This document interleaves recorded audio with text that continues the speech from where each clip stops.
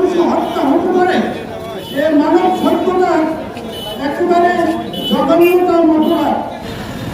ভারতীয় নৃশংসতা বাংলাদেশের ইতিহাসে খুব বেশি ছিল না, আমাদের দেখতে হয়েছে আজকে এমন এমন বিভৎস দৃশ্য দেখার মতো।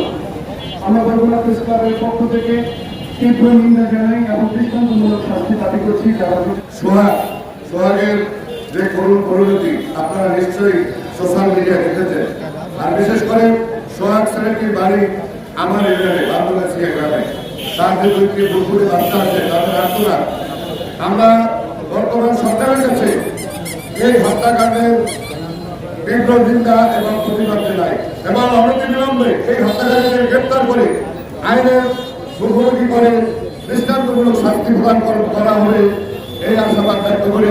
এই যে ঘটনাটি ঘটেছে, এই যে চাঁদাবাজের কারণে নৃশংস হত্যা হয়েছে, এই চাঁদাবাজের মূল হোতা কারা, তারা এই চাঁদাবাজকে চিহ্নি করে রাখে, তাদেরকে আইনের আওতায় সর্বোচ্চ শাস্তি বলা হয়েছে।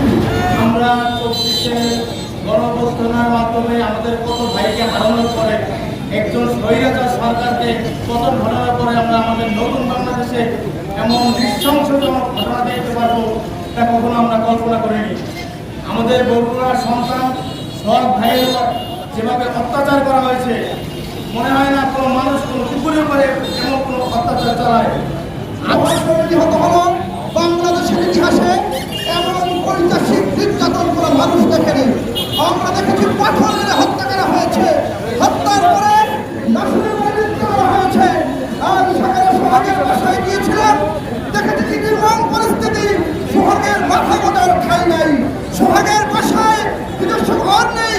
সোহাগ এলাকার লোক বলেছে সোহাগ এত ভালো ছেলে ছিল, ওর মতো ছেলে এলাকায় হয় না। আজকে তার ছোট্ট ছোট্ট দুটো ছেলে কেঁদে বলেছে আমরা চাই না আর কারো কোনো সন্তান বিধবা হোক। সোহাগের স্ত্রী কেঁদে বলেছে আমরা চাই না আর কোনো নারী বিধবা হোক। সোহাগের বাবারা সবাই কেঁদে বলেছে আজকে এই বাচ্চারা কোথায় যাবে, ওদের থাকার ঘর নাই, জায়গা নেই, রাস্তার ব্যবস্থা নেই। এরকম বারবার নিহত হচ্ছে। আমাদের দেশে এখন কি হচ্ছে জানেন?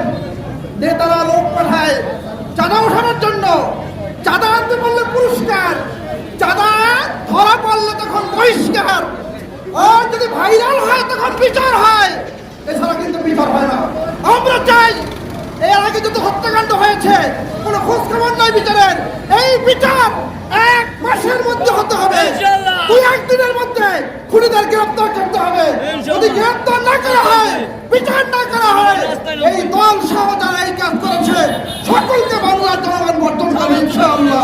এই নিমন্ত্রণে জানতে পেরেছেন সাতদাম ঢাকা ইউনিয়নের বান্দরগাছিয়া গ্রামের এক অসহায় পরিবারের সন্তান ক্ষুধার তাড়নায় দেশে থাকতে না পারে তার পরিবারের আয় রোজগারের জন্য 10 বছর পূর্বে ঢাকা গিয়ে তিনি একটি ভাঙারি দোকান ব্যবসা চালিয়েছিলেন। একটি ব্যবসা থেকে আরেকটি প্রতিষ্ঠান করেছিলেন।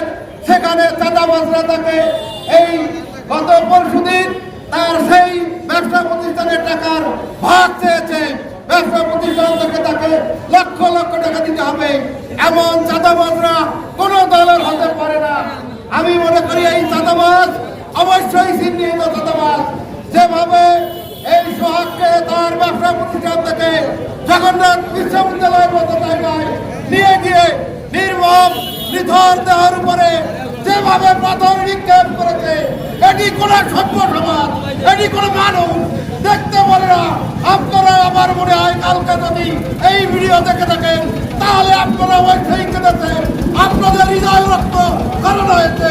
আমরা এই মানববন্ধন কর্মসূচি থেকে প্রথমে দাবি জানাতে চাই, চাঁদাবাজ এবং সন্ত্রাসী বন্ধ করার লক্ষ্যে জুলাই আন্দোলন হয়েছিল, বৈষম্য বিরোধী ছাত্র আন্দোলন হয়েছিল, আমাদের আওয়ামী লীগ সরকারের পতন হয়েছে।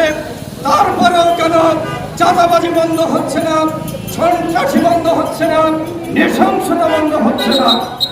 আগে যেটা আওয়ামী লীগ করত, এখন যারা ভবিষ্যতে ক্ষমতায় যাবে সেই দলের নেতা কর্মীরা এখন ক্ষমতায় যাওয়ার আগেই চাঁদাবাজি সন্ত্রাসী শুরু করে দিয়েছে।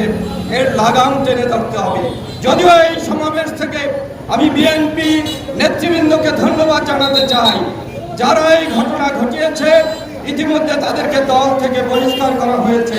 এটা একটা শুভ লক্ষণ, কিন্তু যখন ধরা পড়বে তখন বহিষ্কার করবে, ধরা পড়ার আগে তারা চাঁদাবাজি চালিয়েই যাবে, তাহলে আপনাদেরকে মানুষ কেন ভবিষ্যতে ক্ষমতায় আনবে? কেন আপনাদেরকে বিশ্বাস করবে? আপনাদেরকে বিশ্বাস স্থাপন করতে হবে